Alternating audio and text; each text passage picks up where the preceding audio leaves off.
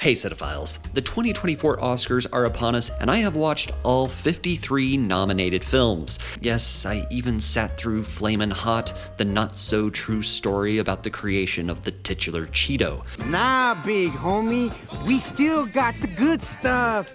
Cheetos, Fritos, Doritos. Why do I do this to myself? It's a fair question, and one I asked myself several times over the past few weeks as I stared at my sad sack reflection in a toothpaste-splattered mirror. But I have emerged with my final predictions and personal picks for what will win and what should win across all 23 categories. While this video is by no means an exhaustive list of all the films and filmmakers spurned by the Academy this year, I will be pointing out some of the major award season snubs and surprises along the way, in addition to highlighting historic nominations for my fellow Oscar trivia nerds. Before we dive in category by category, let's take a quick look at the nominations overall. Of course, sitting at the top of the podium is Christopher Nolan's 3-hour behemoth of a biopic Oppenheimer with a whopping 13 nominations, just one shy of the all-time record. Granted, it shares that distinction with several other films. Not far behind is Poor Things with 11 nominations and Killers of the Flower Moon with 10. Barbie is in 4th with 8 nominations, which means Barbenheimer, the movie-going event of 2023, earned a collective 21 nominations. That's a lot of nominations!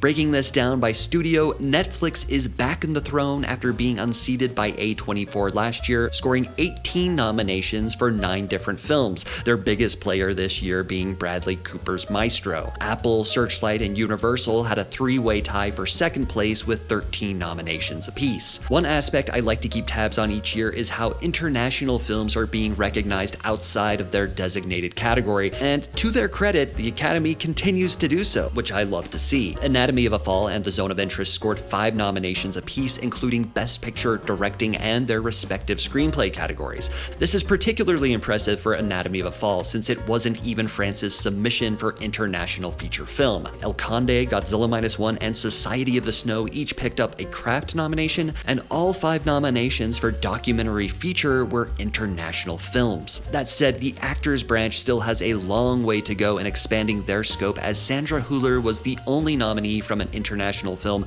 across all 4 acting categories. Speaking of which, let's get this party started with Actor in a Supporting Role. Sterling K. Brown in American Fiction, Robert De Niro in Killers of the Flower Moon, Robert Downey Jr. in Oppenheimer, Ryan Gosling in Barbie, and Mark Ruffalo in Poor Things. Sterling K. Brown's nomination is the biggest surprise here, beating out the likes of Willem Dafoe in Poor Things, Dominic Sessa in The Holdovers, and Charles Melton in May December.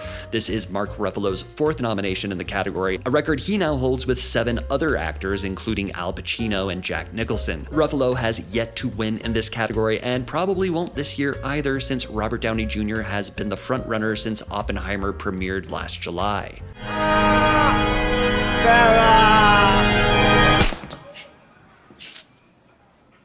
Oh. Downey Jr. will win, even though Mark Ruffalo should win. It's worth noting that Ryan Gosling is the presumed runner-up in this category, but at this point, awarding the male face of that film would feel like salt in the wound for those Margot Robbie and Greta Gerwig snubs.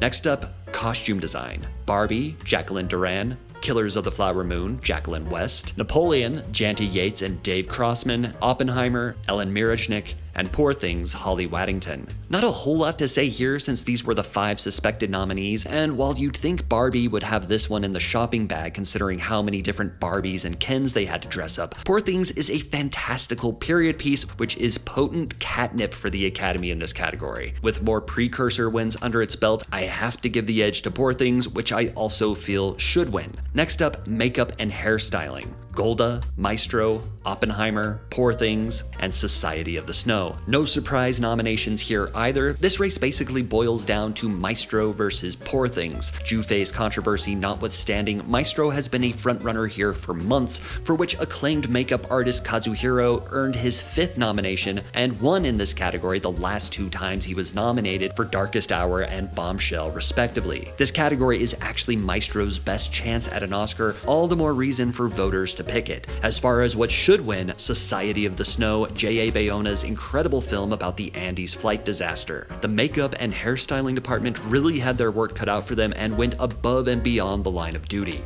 Now on to live action short film. The After, Invincible, Night of Fortune, Red, White, and Blue, and The Wonderful Story of Henry Sugar. This ballot-breaking category is notoriously difficult to predict both what will be nominated and what will eventually win. Looking at these nominees, we have Invincible and Night of Fortune, two well-made and well-acted international films that deserve recognition. Then there's The After and Red, White, and Blue, two insufferable morality plays, and honestly, the two worst films I had to watch in my Oscar death race that are emblematic of the melodramatic misery porn about real-world problems that have won this category in the past. Then there's Wes Anderson's The Wonderful Story of Henry Sugar, which boasts a movie star cast and has far and away the highest profile here. Pedro Almodovar's shortlisted Strange Way of Life is noticeably absent, proving the Academy isn't always prone to nepotism. In fact, that might even discourage some voters from picking Wes Anderson in a category that is seen as a spotlight for up-and-coming filmmakers. All that said, Wes Anderson, one of our greatest living filmmakers, has never won an Oscar despite this marking his 8th nomination. The Academy has completely snubbed his last two feature-length endeavors, 2021's The French Dispatch and last year's Asteroid City, all the more reason to suspect they could make up for that here, which is why I'm ultimately predicting Henry Sugar will win, and it should. From live action to animated short film, Letter to a Pig,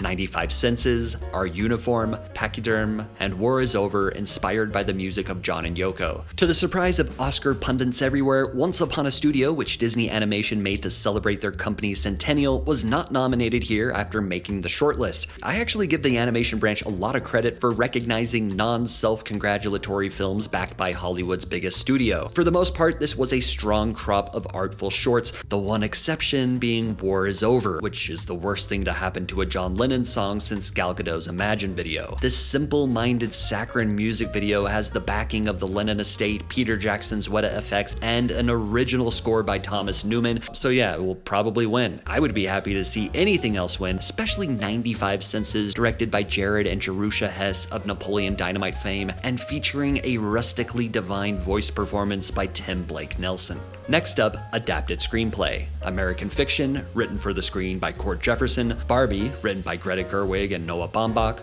Oppenheimer, written for the screen by Christopher Nolan. Poor Things, screenplay by Tony McNamara. And The Zone of Interest, written by Jonathan Glazer. The biggest surprise/snub here is the absence of Killers of the Flower Moon. Even with that heavyweight out of the running, this has been a hotly contested category between Barbie, Oppenheimer, and American Fiction, each pulling ahead over the course of the award season in that order. American Fiction is now the presumed winner after claiming the BAFTA, the Critics' Choice Award, and the USC Scripter. The Zone of Interest is a vital film and itself a remarkable work of adaptation. That's my pick. Which brings us to original screenplay. Anatomy of a Fall, screenplay by Justine Triet and Arthur Harari. The Holdovers, written by David Hemmingson. Maestro, written by Bradley Cooper and Josh Singer. May December, screenplay by Sammy Birch. And Past Lives, written by Celine Song. Unlike adapted screenplay, these nominees shook out exactly as expected, and it's a solid slate. Worth noting, this is the lone nomination for May December, a film that was once thought to be a major contender in the acting categories, but turned out to be more of a critic's darling. The frontrunner here is undoubtedly the Palme d'Or winning Anatomy of a Fall, which has been winning this category in multiple critic circles, the Gothams, the Golden Globes, and the BAFTAs. It will win, and it should win. Which brings us to Actress in a Supporting Role. Emily Blunt in Oppenheimer, Danielle Brooks in The Color Purple, America Ferrera in Barbie, Jodie Foster in Nyad, and Divine Joy Randolph in The Holdovers. One of the biggest surprises on nominations morning was America Ferrera in Barbie, beating out the likes of Penelope Cruz in Ferrari, Sandra Hüller in The Zone of Interest, and Julianne Moore in May December. Clearly, the actors branch is a sucker for a rousing feminist monologue. It is literally impossible to be a woman. As is often the case, this category has been all but called for months now, with Divine Joy Randolph snatching every precursor along the way. Given her fellow nominees, she definitely should win. Next up, original song. The Fire Inside from Flamin' Hot, I'm Just Ken from Barbie, It Never Went Away from American Symphony, Wajaj, A Song for My People from Killers of the Flower Moon, and What Was I Made For from Barbie. Because of this category, we now reside in a timeline where Flamin' Hot is an Oscar-nominated film. And who else could be responsible for this madness other than the indomitable Diane Warren? As a refresher, Warren holds the dubious record for the most Oscar nominations without a win, which will now increase to a staggering 15. 2015. To be clear, I harbor no ill will towards Warren, who is a legend in her field, penning many a power ballad. Instead, I take issue with the music branch who keep blindly nominating her original songs and films nobody has bothered to see before nominations, forcing the entire Oscar death race community to sit through the wretched dreck only to then hear her song play over the ending credits. If it sounds like I'm bitter, it's because I am. That said, it's never felt more meaningless than this year because one way or another, this category has Barbie's name on it. Billie Eilish's somber What Was I Made For will win, while I'm Just Ken, which we're all dying to see Ryan Gosling perform during the telecast, should win. From original song to original score. American Fiction, Laura Karpman. Indiana Jones and the Dial of Destiny, John Williams. Killers of the Flower Moon, Robbie Robertson. Oppenheimer, Ludwig Göransson. And Poor Things, Jerskin Fendrix. Somehow, America Ferrera isn't the most baffling America nomination, as nobody was predicting American Fiction to get in here, knocking out the likes of The Boy and the Heron, Spider-Man Across the Spider-Verse, and The Zone of Interest, which rank among the most egregious snubs of the year. We also have John Williams stealing a spot, extending 2 of his own records as the oldest nominee of all time at 91 years, and the most nominated person alive with an astounding 54 nominations. He's inching closer than anyone thought possible to Walt Disney's all-time record of 59 nominations. On a sad note, Robbie Robertson is the latest person to be nominated posthumously, passing away on August 9th, 2023, shortly after completing his score for Killers of the Flower Moon. Robertson was the lead guitarist for Bob Dylan and a member of the band, crossing paths with Martin Scorsese for the rockumentary The Last Waltz, and has been collaborating with him ever since. All that said, Ludwig Göransson's immense score for Oppenheimer is the one to beat here. This is his 3rd nomination and will likely make for his 2nd win after Black Panther in 2019. Ludwig Göransson, more like should win Göransson, am I right? Next up, documentary feature film. Bobby Wine, The People's President, The Eternal Memory, 4 Daughters, To Kill a Tiger, and 20 Days in Mariupol. I mentioned these were all international films earlier in the video, which is pretty shocking, rejecting celebrity-driven projects like American Symphony and Still, a Michael J. Fox story. While I love the latter, I also welcome the documentary branch keeping things interesting and shaking things up for this particular corner of the industry. Given its timeliness and higher profile, 20 Days in Mariupol will win and should win. It's a harrowing watch, but a crucial one, and I would implore everyone to see it for themselves. From documentary feature to documentary short film, the ABCs of book banning, The Barber of Little Rock, Island in Between, The Last Repair Shop, and Nai Nai and Waipo. Another notoriously difficult category to predict the nominees for, with shortlisted contenders like The Last Song from Kabul and Deciding Vote falling by the wayside. The Last Repair Shop is handsomely made and has 4 stories for the price of 1, not to mention the backing of the LA Times and Searchlight Pictures. I'm predicting that one to win, but don't count out the ABCs of book banning, which in addition to tackling a hot button issue, is co-directed by Sheila Nevins, former president of HBO Documentaries and a titan in this industry. I rather liked most of these docs, with the exception of the ABCs of book banning, which I found to be quite cringeworthy, but I'll plant my flag beside Nai Nai and Waipo, which is an adorable and morose reflection on mortality. Next up, international feature film. Io Capitano, Italy, Perfect Days, Japan, Society of the Snow, Spain, The Teacher's Lounge, Germany, and The Zone of Interest, United Kingdom. A couple of significant snubs here, with The Taste of Things from France and Fallen Leaves from Finland not making the cut.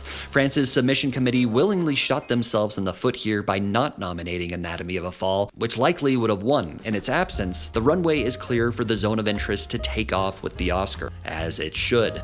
Next up, animated feature film. The Boy and the Heron, Elemental, Nimona, Robot Dreams, and Spider-Man Across the Spider-Verse. Robot Dreams, a film that few people had even heard of on nomination morning, let alone seen, is the dark horse nominee here, beating out the likes of Teenage Mutant Ninja Turtles, Mutant Mayhem, and Suzume. Robot Dreams is absolutely delightful, by the way. As for this race, it's a real showdown between The Boy and the Heron and Spider-Man, which happen to be 2 of the very best films of 2023. While Into the Spider-Verse won this award in 2019, I think the Academy as a whole whole will and should honor the exquisite potential swan song from one of the greatest filmmakers, Hayao Miyazaki, especially since Across the Spider-Verse is the second film in a trilogy, and they can always honor the third installment when it comes. Alright, now let's wade through the remaining craft and technical categories, starting with production design. Barbie, Killers of the Flower Moon, Napoleon, Oppenheimer, and Poor Things. Napoleon lives up to its name, invading this category over the likes of Maestro, The Color Purple, The Zone of Interest,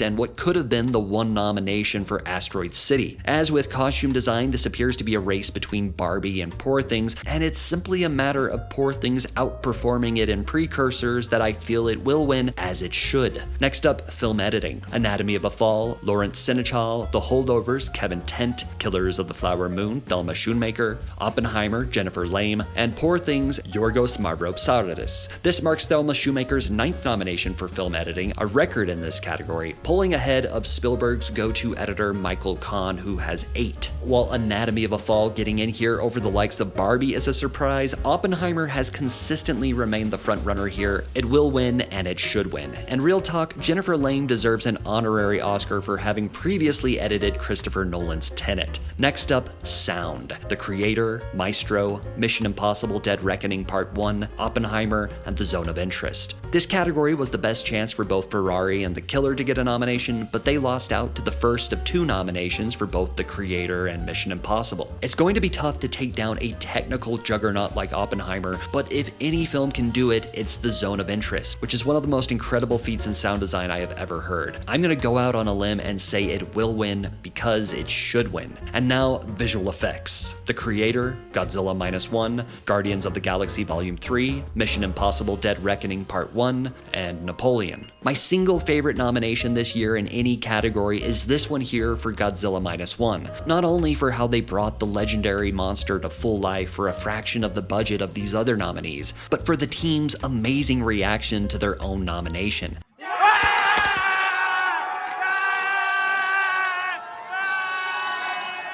It's a true underdog story that has garnered so much goodwill that it actually has a fighting chance. But can it compete against the likes of big studio fare like The Creator and Napoleon, which have the added benefit of other nominations? It reminds me of last year's international sensation RRR, which was also nominated in a single category that it went on to win. So I can see the Academy similarly rallying behind Godzilla for its one and only chance at an Oscar. Godzilla -1 will win and should win. Which brings us to cinematography.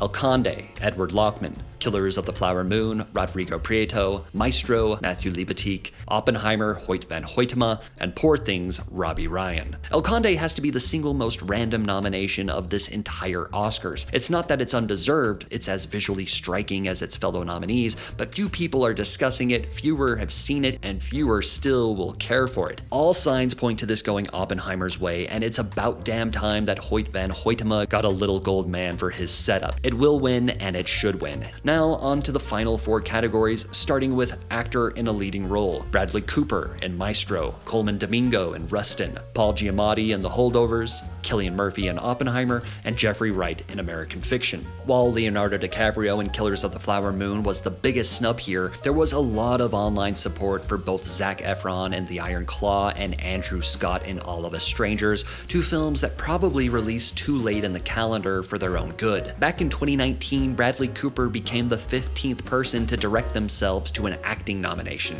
Now he's only the 5th person to have done it twice. If he manages it a 3rd time, and at this rate I bet he will, it will be just him and Laurence Olivier with that impressive distinction. There was a while there where this race was neck and neck between Cillian Murphy and Paul Giamatti, but in recent weeks Murphy won both the SAG and the BAFTA. Oh boy. Leaving Giamatti in a distant 2nd place. Murphy will win and should win. Which brings us to actress in the leading role. Annette Bening in Nyad, Lily Gladstone in Killers of the Flower Moon, Sandra Hüller in Anatomy of a Fall, Carey Mulligan in Maestro, and Emma Stone in Poor Things. Of course, the most talked about snub here was for Margot Robbie, who was practically born to play stereotypical Barbie. I'm far from the first to point out that Margot Robbie is still nominated for Barbie, just as a producer in the Best Picture category. With her nomination, Lily Gladstone has become the first Native American actress to be nominated for an Oscar. This tight race is a battle of the Stones, with Lily and Emma each winning a set of precursor awards. While I wouldn't put money on it, I think the historical significance gives Gladstone the edge here. As for who should win, I'm honestly torn between Sandra Hüller, Carey Mulligan, and Emma Stone, who give 3 of the best performances of the year, but I would have to give it to the real maestro, Carey Mulligan. Next up, directing.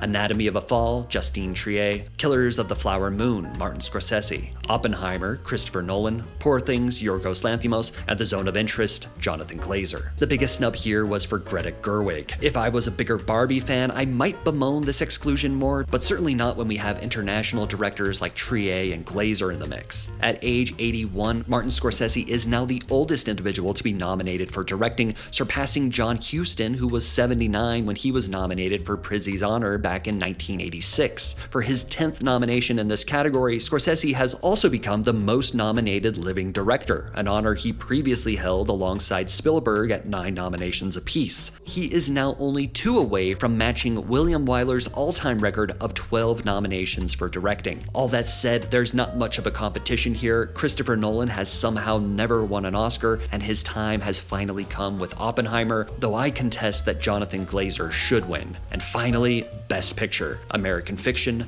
Anatomy of a Fall, Barbie, The Holdovers, Killers of the Flower Moon, Maestro, Oppenheimer, Past Lives, Poor Things, and The Zone of Interest. The most interesting nomination here has to be Past Lives, as it was only nominated in one other category, Original Screenplay, which is an impressive feat for playwright turned filmmaker Celine Song's directorial debut. American Fiction is the only other directorial debut on this list from writer-director Cord Jefferson. With Maestro's nomination, producer Steven Spielberg has extended his own record for an individual with the most Best Picture nominations to a lucky 13. Okay, enough trivia. At this point, we all know how this is going down. Oppenheimer will win, The Zone of Interest should win. And there you have it, my take on what will win and should win in all 23 categories. I'm sure you feel differently about some things, and so I invite you to share your own predictions and picks for what will win and should win in the comments below. I'll see you down there. If you enjoyed this video, please give it a thumbs up. Subscribe to Cineflect for video essays, film lists, and more. I got this! And click that bell next to the subscribe button if you'd like to be notified anytime I upload a new video. Thank you so much for watching. For Cineflect, I'm JS Lewis. Until next time, watch something good.